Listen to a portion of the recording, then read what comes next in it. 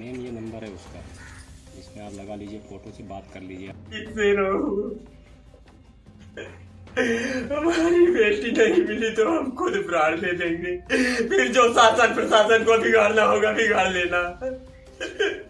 जब हमारे घर का ही चिराग ही नहीं रहेगा तो मेरे जीने से क्या मिलेगा? क्या कर सकता हूँ मैं जी करके भी? ऐसी जिंदगी जीने से तो मुझे बेहतर है मर जाना ही। काश अगर मेरी बड़ी बेटी भी ऐसी न करती होती तो आज हमको इस गांव के अंदर कोई जिंदा नहीं पाता। मैं तो अपना शर्मनाक मुंह किसको दिखाऊं? ज्योति राय मौर्य तो एक सरकारी अफसर थी जिसने अपने पति को छोड़ दिया। ये तो कुछ नहीं है, एक दोषी प्राणी थी ये औरत, जिसका जीवन मेरे साथ व्यतीत हुआ 10 साल से। आज ही मुझे ही छोड़ करके मेरे ही धन दौलत को लूट करके और दूसरे के साथ में चली गई, जिसका नाम सुशील सिंह है। बिहार में रहता है, देवघर जिला का। पूरा एड्रेस आया है उसका, गाड़ी नंबर आया है, फिर भी लोग नहीं मानते हैं। थाने में गया तो बरगढ़ का थानेदार कहता है हमारे यहाँ का केस नहीं है। सुनी गया वहाँ लखनवाड़ा थाने में तो वो बोलते हैं आपके जिला का काम है। किसका शरण लूं, किसका सहारा लूं? जब शासन प्रशासन नहीं साथ देगा तो कौन साथ देगा? किसके सहारे जो? योगी जी अगर आप हमारी निवेदन सुनते हो तो हमारी मदद करो, हमारी बेटी दिलवा दीजिए। हमारी बेटी के बगैर मैं जिंदा नहीं रहूंगा। स्वागत है बुंदेली प्रकाश न्यूज में। मैं आशीष उपाध्याय आज जनपद चित्रकूट से आपको एक ऐसी सनसनी खबर बताने जा रहा हूं जो कि अभी हाल ही में उत्तर प्रदेश में एसडीएम ज्योति मौर्य का मामला ठंडा नहीं हुआ कि वहीं धर्मनगरी चित्रकूट से भी एक ज्योति मौर्य ही जैसा मामला प्रकाश में आया है। वह परिवार चंद्रपाल उर्फ बबलू दुबे, जिनकी पत्नी अपने 7 साल की बच्ची को लेकर वो फरार हो गई। यह बताया जा रहा है कि बबलू जो है पत्नी के लिए अपनी ज़मीन बेचा, ज़मीन बेचकर इन्होंने अपना घर बनवाया, उसको गहने बनवाए और उसके खाते में 80,000 रुपया भी ट्रांसफ़र किया। लेकिन वह बेवफा पत्नी आज बबलू को अकेले हालत में छोड़कर अपने आशिक संग फरार हो गई। हमारे साथ बबलू द्विवेदी हैं जो बताएंगे कि आखिर क्या घटना हुई, क्या कारण हुआ जो पत्नी इनको छोड़कर चली गई। बबलू जी सर, ये कैसे घटना हुई है? सर मेरे पत्नी जो है यहाँ से शादी का समय था, इसलिए वहाँ से 8 तारीख को यहाँ से रवाना हुई थी। मैंने उनको यहाँ से शंकरगढ़ से स्टेशन से जनता एक्सप्रेस में बैठा के और वापस मैंने घर चला आया। ये खेल चलता रहा, 1 महीना 1.5 महीना बीत गया। फिर मैंने यहाँ से फ़ोन लगाया सर, उस समय मैं ज़मीन जब बेचा तो मैंने फ़ोन लगाया, मैंने बोला घर आ जाओ, तो कहीं मेरे खाते में पैसा डाल दो। और सर 25 तारीख को हमारी भतीजी की लेदर में यहीं शादी थी बगल में, जो इलाहाबाद जिला आता है। हमारा घर जो है सर, दोनों हमारा गाँव और लेदर सटा हुआ है, दोनों गांव के बीच में। 25 तारीख की यहाँ शादी थी, इसलिए मैंने उनको फ़ोन लगाया, मैंने बोला शादी में चली आओ।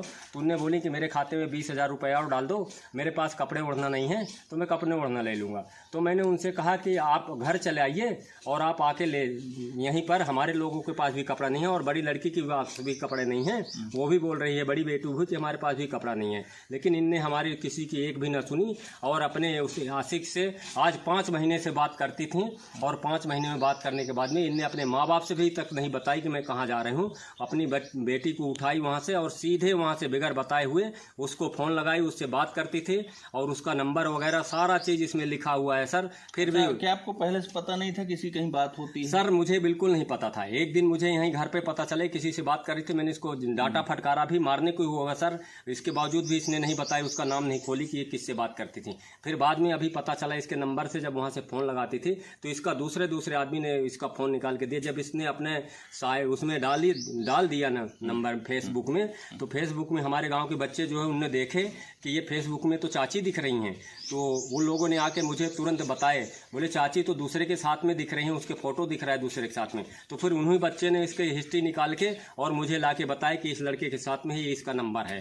तो कहाँ का था वो लड़का? ये तो सर पता नहीं है मुझे कि वो कहाँ का है, वो उन्हीं का पता है। लेकिन वो लड़के बता रहे हैं कि इसके सिम का जो है नंबर आ रहा है एक बिहार का, ये बिहार का नंबर सर लोकेशन निकलता है। इसलिए मैं सबसे निवेदन किया कि सर मुझे इसका नंबर निकलवा के इसकी जानकारी दिया जाए कि इसका एड्रेस कहाँ है। फिर भी सर हमको वो बार बार धमकी दे रहा है, मोबाइल में रिकॉर्डिंग भेज रहा है और चैलेंज कर रहा है कि तुझे जो बिगाड़ना हो हमारा बिगाड़ ले, हमारा फलाना चीज़ नहीं उखाड़ सकता, ठिकाना चीज़ नहीं कर सकता है। सर हमको धमकी दे रहा है, मरवाने तक के लिए, जान से मरवाने तक के लिए रीना हमको धमकी दिला रही कि अगर नहीं मानेगा तो मैं तुझे जान से मरवा दूंगा। सर एक बेटी को तो खुद ही खो चुका हूँ जो साथ में लेके भग रही है, और दूसरी बेटी जो पढ़ाई कर रही है BSc, हमारा क्या होगा सर? हम तो किसी के सामने मुंह दिखाने के लायक भी नहीं बचे। बाप तो पहले ही मर गया था, सोचा कि इन बेटियों के सहारे अपना जीवन बिता लूंगा, लेकिन वो भी नहीं बिताई। इस औरत ने हमको कहीं की नहीं छोड़ी सर, बदनाम करके रख दिया हमको। खुद तो चली गई, हमारी बच्ची को भी साथ में लेके उड़ गई। हम सबसे निवेदन कर चुका हूँ, बार बार हाथ जोड़ता हूँ कि हमारी बच्ची को हमको दिलवा दिया जाए। शासन प्रशासन सबसे हाथ जोड़ता हूँ, लेकिन मेरा कोई सुनने वाला नहीं है सर। आपने कंप्लेन किया था? मैंने कंप्लेन किया, बरगढ़ में किया, उनके जिला में लगता है लखनवाड़ा थाना, मैंने वहाँ भी गया कंप्लेन किया, लेकिन वो बोलते हैं कि तुम उसके पास चले जाओ, तुम्हारा थाना वहाँ लगता है, और यहाँ आता हूँ तो कहते हैं कि तुम्हारी पत्नी वहाँ से गई है, तुम वहाँ जाओ। सर हम कहाँ जाए? हमारी स्थिति ऐसी हो गई है सर कि धोबी का कुत्ता न घर का न घाट का रह गया है सर। अपना दुख मैं किसके सामने रहूं? मेरी बेटी नहीं है, बेटी के बगैर मर जाऊंगा खुद ही। ये घर संपत्ति रख के क्या करूंगा? ये गाड़ी बंगला, इतना घर हमारा किस लायक है जब हमारे बच्चे ही नहीं रह जाएंगे सर?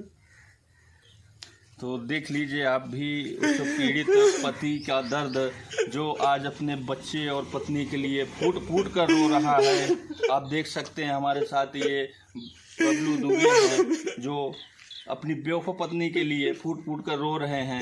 वो दूसरे के साथ में जाके रगरलिया कर रही है, वहाँ से व्हाट्सएप करके फोटो भेजती है कि मैं गायक बनूंगी। फिंगर रिकॉर्डिंग में गाली भेजता है, हमें गाली दे के भेजता है कि मेरा कुछ नहीं बिगाड़ पाएगा तू।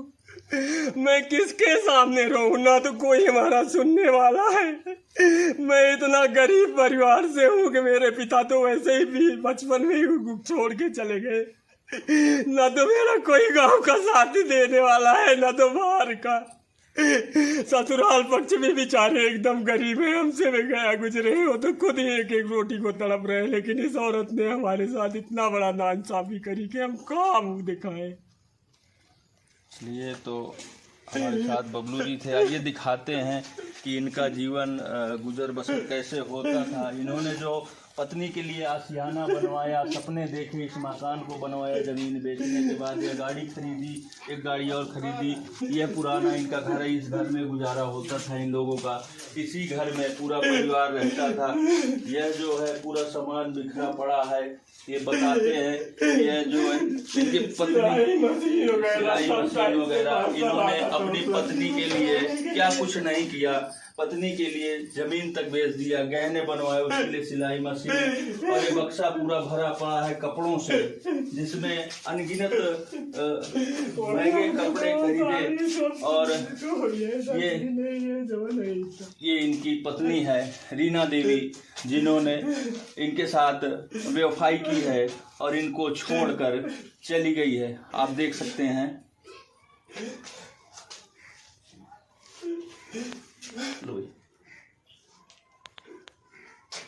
तो हमारे साथ बबलू जी थे। इनका दुख और दर्द देखकर ऐसा प्रतीत होता है वाकई में इनके साथ बहुत ही गलत हुआ है।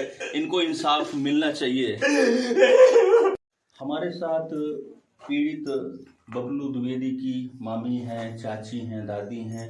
आइए उनसे जानने का प्रयास करते हैं कि बबलू दुबे की पत्नी रीना जो इनको छोड़कर चली गई, वो कैसी थी, क्या उनका चरित्र था, यहाँ पे कैसे रहती थी, किस तरह का उनका स्वभाव था। जी, कैसा स्वभाव था रीना जी का? अच्छी है, स्वभाव अच्छी, किसी से लड़ाई नहीं है भैया, अच्छी किसी से न लड़ाई न झगड़ा, न सास से न टोला, न पड़ोसी, किसी से नहीं। कितने सालों से यहाँ रह रही थी? यहाँ रहे हैं 10 साल हो गया, एक बच्ची हो गई इतनी जगह। तो 10 साल से अभी लड़ाई झगड़ा नहीं हुआ? कभी नहीं सुनी है, लेकिन आपस में पता नहीं क्या करें, थोड़ा बहुत नहीं, आदमी से नहीं लड़ाई करें। अच्छा, जब बबलू ने प्रेम विवाह किया था तो क्या प्रेम विवाह के आप लोग विपरीत थे? हाँ, सबको मालूम है, सबको पूरा गाँव है। कथा भागवत सब सुनी नहीं तो उस समय आप लोगों की सहमति थी? हाँ सबको समझता। आप कौन है? मामी बबलू की। हमारे साथ बबलू के दादाजी चाचा हैं जो बुजुर्ग हैं। दादा ये घटना हो गई तो कैसे हुई थी, क्या कमी रह गई थी जो वो रीना यहाँ से चली जाएगी? अब यहाँ से तो मायके गए, निमंत्रण में मायके जा रहे हैं। अब मायके उनके तो सब यही के बहू अब जाती हैं। अब हुआ मायके से अब जैसे मोठ बन गया हो रहे। अब यहाँ से तो कौनो बात ना चीत ना कुछ नहीं हुआ। यहाँ पर थी तो कैसा बर्ताव था उनका? यहाँ बढ़िया रहा, स्वभाव यहाँ ठीका रहा, न केहू से अब मेहरारून से अपन मेहरारू अहीं बोला चाला मनसरुवन से न कोई से बोल न चाल, जेकर जौन उचित है बस वहीं तन कायदे से रहती रही, कायदा से। तो ये थे हमारे बबलू के दादाजी। चाचा है? चाचा है, दादा हुआ है। तो दादाजी भी हैं? नहीं, जेठ हैं। हाँ जेठ हैं, बड़े भाई हैं। हाँ बड़े भाई। तो दादाजी कैसे घटना हुई है और इस पर क्या कहना चाहेंगे? अब सर ऐसा है कि हमारे घटने में ये यहाँ से तो गई मैके, अब मैके से क्या उसका प्रोग्राम है, यहाँ तो न बात किया किसी से, न चीत किया, न कोई बात है। मेरी भयाव थी और भयाव होती है अपनी बहन बेटी की तुल्य। सर तो ये अब हम ये नहीं बता सकते हैं वहाँ उसका क्या मति, उसको कौन फेरा। यहाँ से वो तो खुशी नामत से गई और गाड़ी बैठाया, बबलू दुबे ने गाड़ी भी बैठाया कि जाइए भाई हम नहीं पहुँच रहे हैं, आप भी पहुँच जाइए शादी विवाह में। तो इसलिए सर वहाँ अब इसकी कोई माजरा नहीं मिल रहा है कि क्या कहना चाहेंगे? बबलू ने अपनी पत्नी के लिए ज़मीन भी बेच दी, मकान भी बनवाया, उसके लिए कार भी खरीदी और उसके बैंक अकाउंट में पैसा भी डाला, उसको गहने भी बनवाए, उसके बाद भी वो इतनी बेवफाई कर गई। अरे 80,000 रुपया ये कानून के उसके अकाउंट में दिया था और गहना भी बनवाया। भाई वो पति पत्नी का ये स्वभाव है कि हमने उसको पहनाएंगे ओढ़ाएंगे नहीं तो वो कैसे रहेगी। नहीं वो उसने बेवफाई के साथ कर दी, उसको क्या कहेंगे? ऐसा करना चाहिए नहीं, ये ऐसे ना करना चाहिए उसको ना जी। उसको अपनी गृहस्थी देखना चाहिए, चाहे भूखी रहे, चाहे खाए, चाहे नंगी रहे, चाहे उघार रहे, उसको यहाँ उसको साथ में परवस्ती करना चाहिए। यदि उसको गलती का एहसास हो गया, यदि वापस आना चाहें तो क्या आप लोग स्वीकार करेंगे? हाँ उसको स्वीकार है, भाई का देला तो स्वीकार है। हाँ स्वीकार है। हाँ बड़ी। तो ये थे हमारे बबलू के बड़े दादाजी, चाचा जी और उनकी मामी जी, सारे लोग थे जिन्होंने जानकारी दी।